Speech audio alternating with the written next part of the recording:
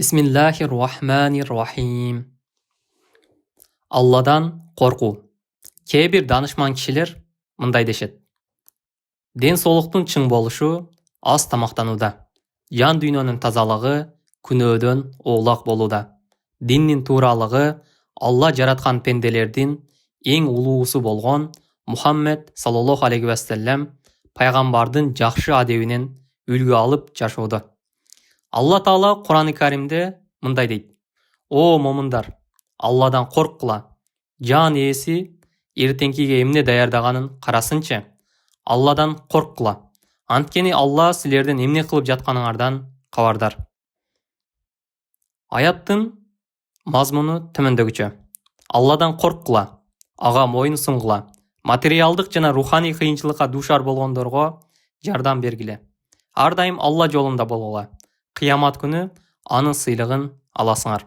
Себеби Алла Таала сооп иштериңерди да, күнөө иштериңерди да баарын түгөл билет. Периштелер, асман жер, күн түн баары пенденин кылгандары тууралуу күбөлүк беришет. Жада калса, кишинин өзүнүн дене мүчөлөрү да өзү тууралуу күбөлүк өтөт. Жер ыймандуу жана ыкластуу пенделер жөнүндө күбөлүк берип, менин үстүмдө намаз окуп, орозо кармап, ажылыкка барды дегенде, момун пенде буга сүйүнөт. Жер каапыр жана күнөөкөрлөр тууралуу да, бул киши менин үстүмдө Аллага ширк келтирип, зына кылды, ичимдик ичти, арам жеди деп күбөлүк өтөт. Ыймандуулардын ырайымдуусу Алла Таала кыямат күнү ыймансыздар менен чектен чыккан күнөөкөрлөрдү кылган иштеринин ийне жибине чейин суракка алганда, алардын абалы өтө жаман болот. Бүткүл дене мүчөсү менен Алладан корккон пенделер булар момундар. Имам Абу Лайс мындай дейт: Алладан корккондуктун белгиси 7 нерседе көрүнөт. Биринчиси тилде. Алладан корккон пенде тилин жалгандан, ушак айыңдан, башкаларга жала жабуудан жана пайдасыз сөздөрдү сүйлөөдөн сактайт. Аны Алланы зикир кылуу, Кур'ан окуу жана илимий сабактар үчүн колдонот. 2. Жүрөктө. Алладан корккон кишинин жүрөгүндө мусулман бир тууганына карата душмандык болбойт. Жалган жала жана душмандык сыяктуу адам баласына жарашпаган сезимдерди көңүлүнөн чыгарып салат. Себеби душмандык пенденин жакшы иштерин жок кылат. Ошол себептен пайгамбарыбыз саллаллаху алейхи вассалам мындай дейт: отунду күйгүзүп жок кылгандай эле. Пайгамбарыбыз саллаллаху алейхи вассалам мындай дейт: отунду күйгүзүп күл кылгандай, душмандык да пенденин жакшы иштерин жеп түгөтөт. Урматтуу окурман, душмандык жүрөктөрдү ээлеп, коомдук жашоодо көп зыяндарга жол ачуучу жаман илдет экенин билип кой. Жүрөктөгү илдеттер, башкача айтканда жаман сезимдер, күнөө иштер, илим жана жакшы иштер менен гана дарыланып айыгышы мүмкүн. 3. Көздө.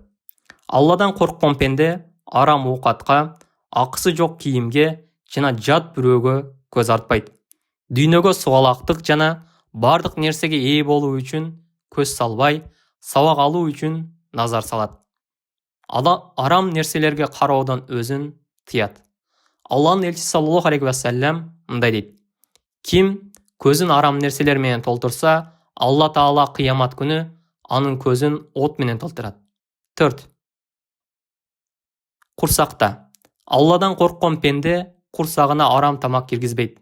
Себеби арам тамак менен азыктануу эң чоң күнөөлөрдүн бири. Бул тууралуу пайгамбарыбыз саллаллаху алейхи вассалам мындай дейт: Адамзаттын курсагына бир тишсем арам түшсө, ошол тамак эримейинче жер асмандагы периштелер ага каргыш айтып турушат. Колдо. 5-си колдо. Алладан корккон киши колун арамга эмес, Алланын ыраазычылыгына ылайык нерселерге сунат. Кааб радиаллаху анху төмөнкү риваятты айтат: Алла жашыл зымыраттан бир сарай жараткан. Ал сарайда 70 000 үй, ар бир үйдө 70 000 бөлбө бар. Бул жайга өзүнө арам нерсе сунулганда, Алладан корккондуктан аны кабыл албаган пенделер гана киришет. 6. Бутта. Алладан корккон киши күнөө жолуна эмес, Аллага ибадат кылуу жолунда кадам таштайт. Илим алуу жана жакшы адеп ахлакты үйрөнүү үчүн аалымдардын жана такыба пенделердин мажлистерине барат. Жетинчиси кулчулукта. Такыба пенде Алланын ыраазычылыгына жетүү үчүн ага баш ийет. Эл көрсүндүктөн, башкаларга өзү же иши тууралуу мактануудан жана эки жүздүүлүктөн сактанат. Адамдын 6 мүчөсүндө жана кылган ибадатында ушул нерселер бар болсо, анда Алланын акырет жараткан эгеңердин алдында такыба болгон жандар үчүн деп айткан пенделеринен болот. Дагы башка бир аятта такыбалар тууралуу мындай деп айтылат. Такыбалар, башкача айтканда Алладан коркуп, өзүн жамандыктан тыйган инсандар, жараткан эгеси берген соопторду алган абалда булактын көзүндө болушат. Хижр сүрөсү экен. Такыбалар бейиштерде жана неиматтардын ичинде болушат. Такыбалар чыныгы коопсуз жайда.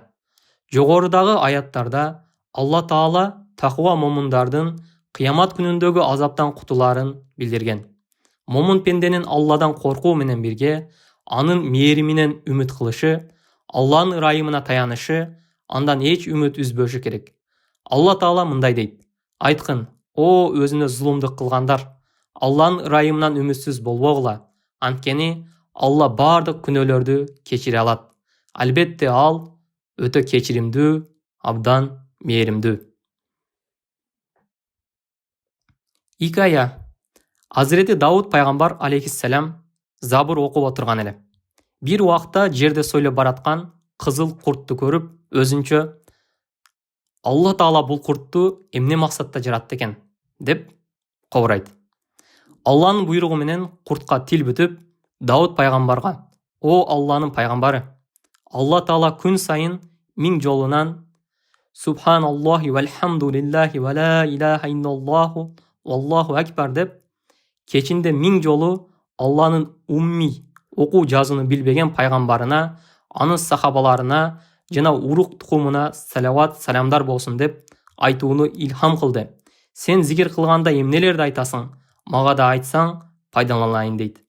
Дауд алейхиссалам кызыл куртту пас көргөнүнө бушайман болуп, жараткан Аллага тооба кылды. Момун пенде Алладан үмүтүн үзбөйт. Ибадаттарын толук аткарат. Жаман иштерден баш тартат жана жагымсыз адаттарын таштайт. Алланын досу Ибрахим пайгамбар алейхиссалам кетирген катачылыктарын эстегенде өзүн жоготуп, жүрөгү лакылдап, катуу коркчу экен. Алла Таала ага Жабреил периштени жиберет. Жабреил алейхиссалам Ибрахим пайгамбарга келип: "Алла сага салам жолдоду жана досунан корккон да дос болобу" деп жатат дейт. Азирети Ибрахим ага: "О Жабреил, кетирген катачылыктарым эске түшүп, алардын жазасын ойлогонумда достукту да унутам" деп жооп кайтарат.